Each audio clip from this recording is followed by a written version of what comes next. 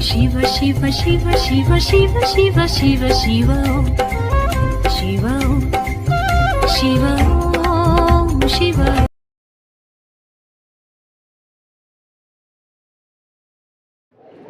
Sir அனைவருக்கும் வணக்கம். Sir அனைவருக்கும் மாலை வணக்கம். இல்லை தூக்கத்தில் இருக்கீங்களான்னு தெரியல. மாலை வணக்கம்.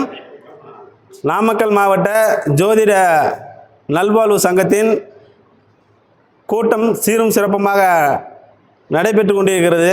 இந்நிகழ்ச்சியில் தலைவர், பொருளாளர், செயலாளர் அனைவருக்கும் என்னோட மனமார்ந்த நன்றியை தெரிவித்துக் கொண்டு,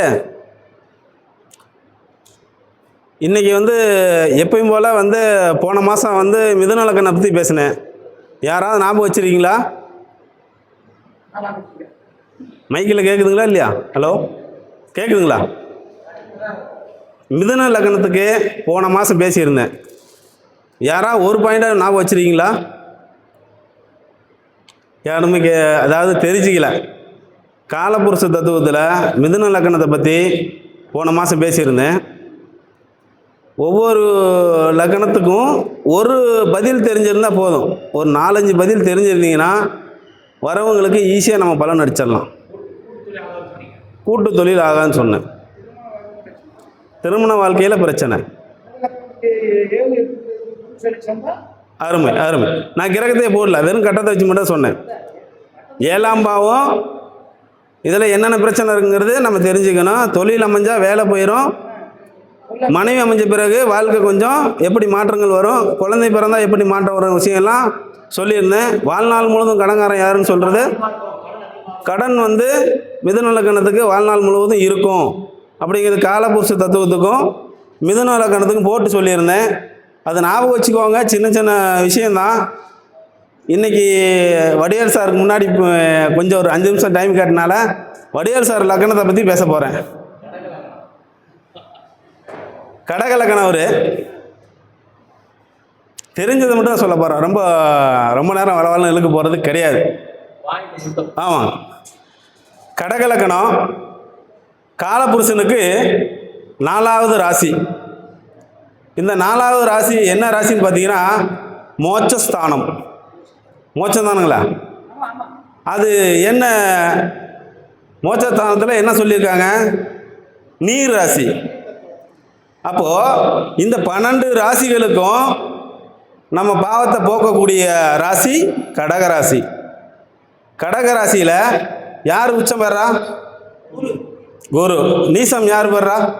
செவ்வாய் நீசம் பெறார். ஆட்சி சந்திரன்.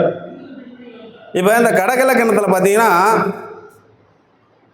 கடகலக்கணத்தில் ஆட்சி பெறக்கூடிய கிரகம் என்னன்னு பார்த்தீங்கன்னா சந்திரன். உச்சம் பெறக்கூடிய கிரகம் குரு. அப்போது பெண்களுக்கு தாலின்னு சொல்கிறது 3ஆம் பாவம், 4ஆம் பாவம் கழுத்து. அப்போ மாங்கலி ஸ்தானங்கிறது 4ஆம் இடம். அந்த 4ஆம் இடத்துல பார்த்தீங்கன்னா குரு உச்சம் பெறனால தான் 4 கிராமில் தாலி செஞ்சு போடுவாங்க. எவ்வளோ? 4 கிராம். மேசத்துலேருந்து எண்ணி பாருங்கள். 4வது கட்டம் 4 கிராம் தான் அதிகபட்சம் போடுவாங்க. அதுக்கு மேலே போட்டால் அது ஒரு பிரச்சனையை கொடுக்குமா. 4 கிராம்ங்கிறது அரை பவுன். சரிங்களா? அப்போ 4ஆம் இடத்துல குரு உச்சம் பெறனால என்ன தங்கம், குருன்னா தங்கம் தானே. செவ்வாய் நீசமாக போகிறாரு. மேச லக்னத்துக்கு எந்த லக்னமாக இருந்தால் பாருங்கள், அந்த காலபுருஷ தத்துவத்தில் குரு 4ஆம் இடத்துல உச்சம் பெறனால சொல்லியிருக்காங்க. அது பலகால் ராசியாக போச்சா. நண்டு, அதோட உருவம் என்ன? நண்டு. அது எப்படி போகும், எப்படி வரும், அதுக்கே தெரியாதாமா. இந்த மாதிரி கடகலக்கணக்காரங்க போகிற வழி போக்கில் அதனோட பிரச்சனையும் சந்தோஷத்தையும் தேடி போய்கிட்டே இருப்பாங்க. சரிங்களா? அப்போ ஒவ்வொரு விஷயத்தை எடுக்கும்போது எந்த லக்கணமாக இருந்தாலும் சரி, இப்போ இந்த கடக லக்கணத்துக்கு அதில் ஆட்சி உச்சம் பெறக்கூடிய கிரகத்தை எடுத்துக்கணும். அடுத்து இந்த கடக லக்கணத்தில் பிறந்தவங்களோட வாழ்க்கை பார்த்திங்கன்னா 11ல் தானே சந்திரன் உச்சம் பெறாரு. 11ல் சந்திரன் உச்சம் பெறாரு. அப்போ பார்த்தீங்கன்னா அவங்களுக்கு பொருளாதாரத்தில் மேன்மை அடைஞ்சிருவாங்க. அதே மாதிரி பொருளாதாரம் கொடுத்தும் அவங்களுக்கு தொல்லையும் கொடுத்துரும். வீடு வண்டி வாங்கினா எல்லாம் கொடுத்துரும், தொல்லையும் கொடுத்துரும். பாதகாதிபதியாக போயிட்டார். அப்போது அங்கே உச்சம் பெற்றாலும் கடகலக்கணத்துக்கு பாதகாதிபதியாக போகிறனால சுக்கிரன் பொன் பொருள் எல்லாமே கொடுத்துருவார். பணங்காசெல்லாம் நிறையா கொடுப்பாரு, தொல்லையும் கொடுத்துருவார். அதே மாதிரி பார்த்தீங்கன்னா எப்போ ஒரு விஷயத்தை எடுக்கும்போது கடகலக்கணத்துக்கு எடுக்கும்போது காலபுருஷனுக்கு எத்தனை லக்கணத்துக்கு எத்தனை அப்படிங்கிற விஷயத்தை வந்து சின்ன சின்னதாக நீங்கள் நோட் பண்ணிக்கிட்டீங்கன்னா ரொம்ப முக்கியமாக போயிடும். அது மாதிரி ஒரு எழுதி போடுறேன் பார்த்துக்குங்க.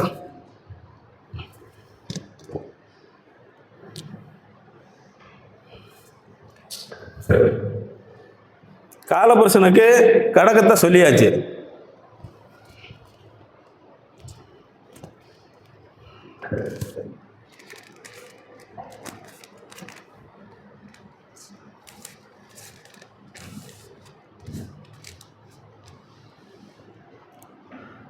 கடகலக்கணத்துக்கு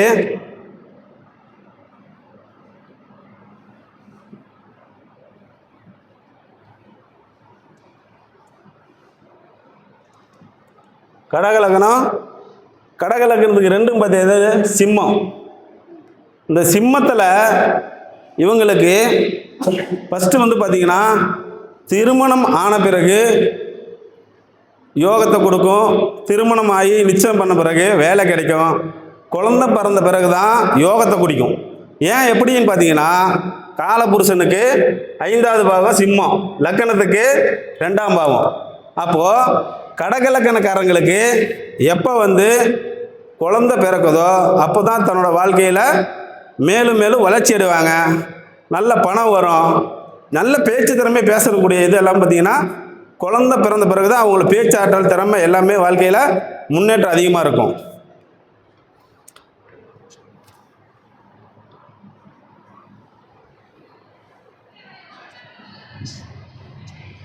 இதே லக்னத்துக்கு 2ஆம் பாவம், காலபுருஷனுக்கு 5ஆம் பாவம். அந்த மாதிரி நீங்கள் எடுத்து விஷயத்தை நீங்கள் நோட் பண்ணிங்கன்னா நல்லாயிருக்கும்.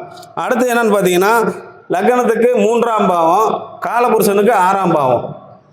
லக்னத்துக்கு 3ஆம் பாவம் அப்படின்னு பார்க்கும் பொழுது 3ஆம் பாவம் என்ன சொல்லுவாங்க? சகோதர ஸ்தானம். அப்போது காலபுருஷனுக்கு 6ஆம் அமையும்பொழுது இவங்களோட சகோதர உறவுகள் வந்து பெருசாக சிறப்பாக வந்து ஜெயிக்க முடியாது. வாழ்க்கை ஃபுல்லாக பிரச்சனை இருப்பாங்க, ஜெயிக்க முடியாது. ஆனால் காலபுருஷனுக்கு 6 கூடையாக வரும்னா கடகலக்கணத்துக்கு 3 கூடையாக வரும். எதுங்கண்ணா? ஆனால் சொல்கிறேங்கண்ணா, அதுக்கு பாயிண்ட் வரும்போது கரெக்டாக வரும் உங்களுக்கு. சரிங்களா? காலபுருஷனுக்கு 6ஆம் பாவம், லக்னத்துக்கு 3ஆம் பாவம். லக்னத்துக்கு 3ஆம் பாவம் சகோதர உறவு. அப்படி தன்னோட முயற்சிகள் எல்லாமே பார்த்தீங்கன்னா தன்னோட சகோதர உறவுகள் முன்னேற்றம் அடையாது, வாழ்க்கையில் கஷ்டப்பட்டுக்கிட்டே இருப்பாங்க. அடுத்து என்னன்னு பார்த்தீங்கன்னா 4ஆம் பாவம். இப்போ இதில் 4ஆம் பாவத்தில் நீங்கள் பார்த்தீங்கன்னா தாய்க்கு இவங்களுக்கு குழந்தை பிறக்கிறதுக்கு தாய்க்கு வந்து பார்த்தீங்கன்னா தாய் இவங்க பிறந்ததுலேருந்து தாய்க்கு ரொம்ப மன போராட்டம் வாழ்க்கையில் இருந்துக்கிட்டே இருக்கும். ஏன்னா கடக லக்னம் பார்த்தீங்கன்னா அது வந்து ஒரு மனநோயாளி லக்னம். எப்போ பார்த்தாலும் 15 நாள் நல்லாயிருக்கும், 15 நாள் வந்து கொஞ்சம் கஷ்டப்படைய லக்னம். 4ஆம் அதிபதி யாருன்னு பார்த்தீங்கன்னா சுக்கிரன். அவர் 3ல் போய் நீசமாக போகிற பிறகு காலபுருஷனுக்கு 7. திருமண வாழ்க்கையில் இந்த கடக லக்னத்துக்கு திருமணம் அப்படின்னு ஒன்று நிச்சயப்பட்ட பிறகு தான் வீடு வண்டி வாகனம் எல்லாமே அமையும். சரிங்களா? ஏன்னா காலபுருஷனுக்கு 7, லக்னத்துக்கு 4. அதே பார்த்தீங்கன்னா லக்னத்துக்கு 5, காலபுருஷனுக்கு 8. சரிங்களா? லக்னத்துக்கு 5ஆம் பாவம். அதாவது இந்த லக்னத்துக்கு 5ஆம் அதிபதி யார்? செவ்வாய். செவ்வாய் எங்கே போய் நீசமாக போகிறாரு? இவர் புத்திர ஸ்தானாதிபதி, புத்திர காரகன் உச்சம். கடகலக்கணத்தில் புத்திர ஸ்தானாதிபதி நீசம். அப்போது இவங்களுக்கு முதல் குழந்தை தத்து கொடுக்கணும், அதுக்கு தான் சொல்கிறாங்க. கடகலக்கணத்துக்கு ஏன் குழந்தைங்களை முதல் குழந்தைய தத்து கொடுக்கணும்னு சொல்கிறாங்க அப்படின்னா காலபுருஷனுக்கு 8, இந்த லக்னத்துக்கு 5. இந்த இடத்துல 5ஆம் அதிபதி காலபுருஷனுக்கு 8ஆம் அதிபதி செவ்வாய் வரனாலையும் இங்கே போய் நீசமாக போகிறதுனாலையும் கடகலக்கணக்காரங்களுக்கும் கடகராசிக்காரங்களுக்கும் தன்னோட முதல் குழந்தைய தத்து கொடுத்துடணும். அதான் குழந்தைய வந்து தத்து கொடுக்கறது நல்லது.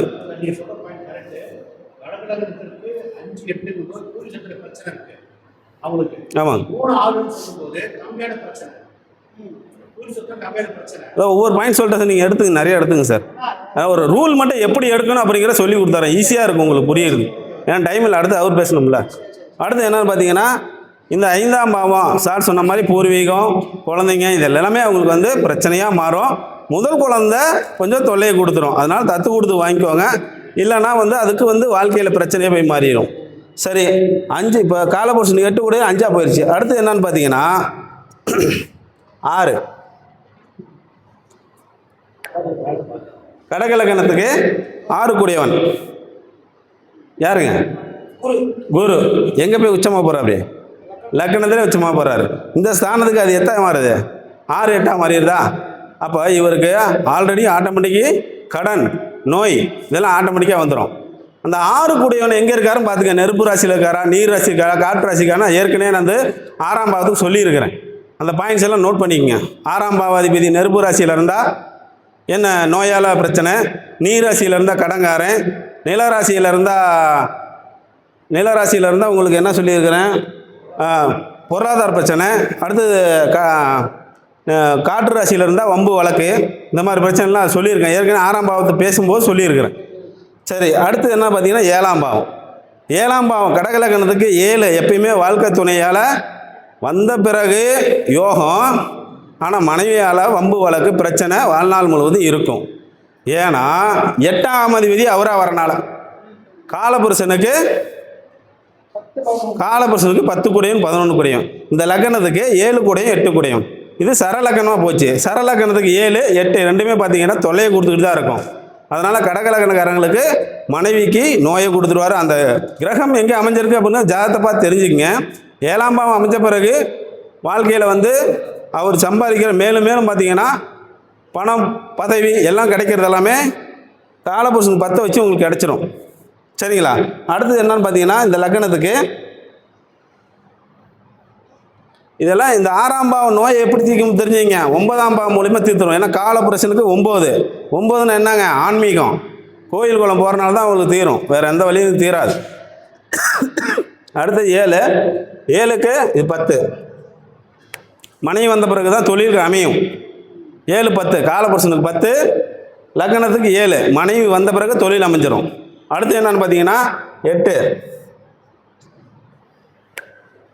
8ஆம் பாவம் காலபுருஷனுக்கு பாதகாதிபதி, லக்கணத்துக்கு 8. அப்போ 8 11 என்ன பண்ணும் அப்படின்னா 11ஆம் பாவம் என்ன பாவம்?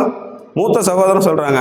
மூத்த சகோதரம், சித்தப்பா, நண்பர்கள் இவங்க மூலிமா இவனுக்கு அவமானம், கெட்ட பேர், தொந்தரவு, பிரச்சனை எல்லாமே தேடி வந்துக்கிட்டே இருக்கும். சரிங்களா? காலபுருஷனுக்கு 11 இவருக்கு 8ஆக மாறுறதுனால இந்த பிரச்சனைலாம் அவருக்கு கொஞ்சம் அதிகமாக இருக்கும். சார் ஆயில் கெட்டி சார் 8ஆம் பாவம் ஆயில் கெட்டி, ஆனால் தொல்லைகள் கொடுக்கும். யார் மூலியமாக குடிக்கும் அப்படி பார்த்தீங்கன்னா 11ஆம் பாவம் சொல்லக்கூடிய காலபுருஷனுக்கு 11ங்கிற நண்பர்கள், மூத்த சகோதரம், சகோதரி, அப்புறம் சித்தப்பா, இந்த பாவங்கள்லாம் 11ஆம் பாவம். இதன் மூலியமாக அவருக்கு பிரச்சனைகள் அதிகமாக வரும். அடுத்தது 9 12 9ஆம் பாவம் என்னங்க சார்? இந்த லக்கணத்துக்கு பாக்கியஸ்தானம். பாக்கியஸ்தானம் பார்த்தீங்கன்னா இவருக்கு பொன், பொருள், வேலை எல்லாமே கம்ப்ளீட்டாக கொடுத்துரும். வாழ்க்கையில் மேலே மேலே வளர்கிறதுக்கு எல்லாமே கொடுக்கக்கூடியது குரு இங்கே உச்சமாக போகிற அப்படியா? இந்த காரணத்துக்கு சிரிக்கோண சமமாக போச்சா?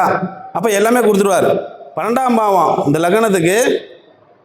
லக்கணத்துக்கு 9 கொடுத்து காலபுருஷனுக்கு 12ஆம் மாறுது. அப்போது இவர் வந்து ஆன்மீக வழியில் போய் தன்னோட மோட்சஸ்தானத்தை தேடிக்கணும். சரிங்களா? இந்த மாதிரி வாய்ப்புகள் வந்து இவருக்கு வந்து நிறைய இருக்கும். அதே சமயம் பார்த்தீங்கன்னா 10 இதில் வந்து 1ஆம் பாவம் வரும். இந்த லக்கணத்துக்கு 10ஆம் பாவம் இது யாரோட வீடு? செவ்வாயோட வீடு. இங்கே யார் உச்சம் பெறா?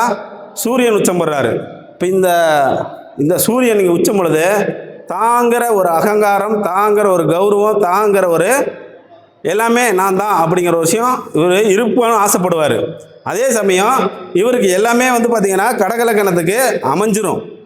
அரசாங்கம் பூராமே அவருக்கு சப்போர்ட் ஃபுல்லாக கிடைக்கும். அரசாங்க வேலை கட்டாயமாக கிடைக்கும். அரசாங்க சப்போர்ட் நிறைய கிடைக்கும். ஏன்னா காலபுருஷனுக்கு 1 லக்கணத்துக்கு 10 இவருக்கு தொழில் கவர்மெண்ட் வேலை கட்டாயமாக கிடைச்சிரும். சரிங்களா? இந்த மாதிரி விஷயம்லாம் நீங்கள் ஈஸியாக எடுத்துடலாம். இதுவரை இந்த கடகலக்கணத்தை பற்றி சின்ன விஷயம், சின்ன மெத்தட் எப்படி இருக்குங்கிறத சொல்லி எனக்கு வாய்ப்பு கொடுத்த நாமக்கல் மாவட்ட ஜோதிட சங்கர் அனைவருக்கும் நன்றி. கடகலக்கணத்தை பற்றி விஷயங்கள் வந்து சொன்னோம். நான் எல்லாமே சொல்லிட்டு அதுக்கு பரிகாரம் சொல்லாமல் போயிட்டேன். அது மறுபடியும் வந்து உங்களுக்கு அந்த பரிகாரத்தை சொல்லிடுறேன். இந்த 12 லக்கணத்துக்கும் 12 ராசி 12 லக்கணம் பரிகாரம் செய்யக்கூடிய ஸ்தலங்களில் வந்து நிறைய சொல்லியிருப்பாங்க. ஆனால் பரிகாரம் செய்யக்கூடியது மோட்சஸ்தானம் சொல்லக்கூடிய இந்த 3 பாவகம் மட்டும். எது மோட்சஸ்தானம்? கடகம், விருச்சிகம், மீனம். கடகம் எந்த மாதிரி நீர்? ஓடுகிற ஆறு, ஓகேங்களா? ஆற்று நீர், அது ஓடுறாரு. ரெண்டாவது என்னன்னு பார்த்தீங்கன்னா விருச்சிகம் என்ன நீர்? குளம், கிணறு, குட்டை, இந்த மாதிரி இருக்கக்கூடியது. மீனும் என்னன்னு பார்த்தீங்கன்னா கடல் நீர். அப்போது கடல் பக்கத்தில் இருக்கிறவங்க போய் பார்த்தரலாம், கடலில் வந்து பண்ணலாம். ஆனாலும் கடலில் பவர் அதிகம். அரை மணி நேரத்துக்கு முன்னாடி, அரை மணி நேரத்துக்கு மேலே குளிக்க முடியாது. நம்மளோட பவர்லாம் அது இழுத்துக்கும். சரிங்களா? அதே மாதிரி பார்த்தீங்கன்னா வாழ்க்கையில் நமக்கு கஷ்டங்கள் எதுவும் வராமல் ஜோதிடர்கள் தெரிஞ்சுக்கோங்க. ஜோதிடர்களுக்கு பலன் சொல்லி பிரச்சனைகள் நமக்கு மற்றவங்களோட கர்மா வரக்கூடாது அப்படின்னு நினச்சிங்கன்னா கடகத்தை தூக்கிக்குங்க. கடகத்தில் இருக்கக்கூடிய ஓடுகிற ஆறு, சரிங்களா? அந்த இடத்துல யார் உச்சம் பெறா? குரு உச்சம் பெறாரு. சரிங்களா? விருச்சிகத்தில் யார் நீசமாக போகிறா? யார் உச்சமாக போகிறா? சந்திரன். அப்போது விருச்சிகத்தில் பார்த்தீங்கன்னா குளம், கிணறு, குட்டை. அந்த குளத்தை பார்த்தீங்கன்னா எப்படியாப்பட்ட குளம்னு பார்த்தோன்னே கண்டுபிடிக்க முடியுமா? குளம், அந்த குளத்தை பார்க்குறீங்க, தண்ணி பார்த்தீங்கன்னா பாசாமல் பிடிச்சிருக்கும். இவ்வளோ அசிங்கமாக இருக்கும் பார்க்கறதுக்கு. அந்த தண்ணி பாசான விலகிட்டு போட்டால் தண்ணி சூப்பராக இருக்கும். நல்லா தேங்காய் தண்ணி மாதிரி இருக்கும். மேலே தண்ணி வந்து சூப்பராக இருக்கும். கால் உள்ளே வச்சோடனே உள்ள சகதியாக இருக்கும். சரிங்களா? அந்த கிணறு என்ன பார்த்தீங்கன்னா பாலடைஞ்ச கிணறா, நல்ல கிணறா, எந்த மாதிரி விஷயங்கள்லாம் அந்த குளம் குட்டையில் இருக்குது. அதில் போய் நீங்கள் வந்து ஒரு பரிகாரம் செஞ்சீங்க அப்படின்னா உங்களுக்கு 25% தான் மோட்சம் கிடைக்கும். எவ்வளோ? 25. கடலில் செஞ்சீங்கன்னா அது விரயஸ்தானம். கடலில் எல்லாமே விரயம் பண்ணிடுறது வந்து அங்கே பண்ணிடலாம். ஆனால் நம்ம எல்லாரும் கடலுக்கு அதிகம் போக முடியாது. அதனால் என்னன்னு பார்த்தீங்கன்னா கடகம் அப்படிங்கிறது இந்த மோட்சஸ்தானத்தை கையெடுத்துக்குங்க. இந்த இடத்துல குரு உச்சம் பெறாரு, சந்திரன் ஆட்சி பெறாரு, செவ்வாய் நீசம் பெறாரு. இந்த இடத்துல குருவுக்கு எத்தனை வருஷங்கள்? 16. இது என்ன திசை? கிழக்கு, தெற்கு, மேற்கு, வடக்கு. அப்போ ஆற்றுல போய் வடக்கமா நின்று சந்திரனா பாலுங்களா? சந்திரன்னா பால் தானே, பால். அடுத்தது நவதானியங்களை வாங்கிக்கலாம். சரிங்களா? நவதானியம், பால், இது ரெண்டையும் வடக்கமாக பார்த்த மாதிரி நீங்கள் வந்து கிழக்கமாக பார்த்து கும்பிட்டா, தெற்கமாக பார்த்து எந்த திசையில் கும்பிட்றத விட குருவுக்கு வடக்கு தானே திசை. அப்போ அந்த வடக்கு திசையில் குருவுக்கு எத்தனை வருஷம்? 16 வருஷம். அப்போ அந்த இடத்துல 16 முறை தண்ணியில் மூழ்கி எந்திரிக்கணும். நவதானியமும் பாலும் தலையில் வச்சு 16 முறை தண்ணியில் மூழ்கி வடக்கமாக மூழ்கும் பொழுது நம்ம ஜோதிடர்கள் கர்மாக்கள் எல்லாமே குறையும். வந்தவங்களுக்கு எல்லாத்துக்குமே இதே பரிகாரம் சொல்லுங்கள். 12 ராசி லக்னங்கள் எல்லாத்துக்குமே எப்படியாப்பட்ட மோட்சங்கள் கிடைக்கும் அப்படிங்கிறது பலன் போக போக உங்களுக்கு புரியும். வாய்ப்பு கொடுத்த ஜோதிஷங்க அனைவருக்கும் நன்றி.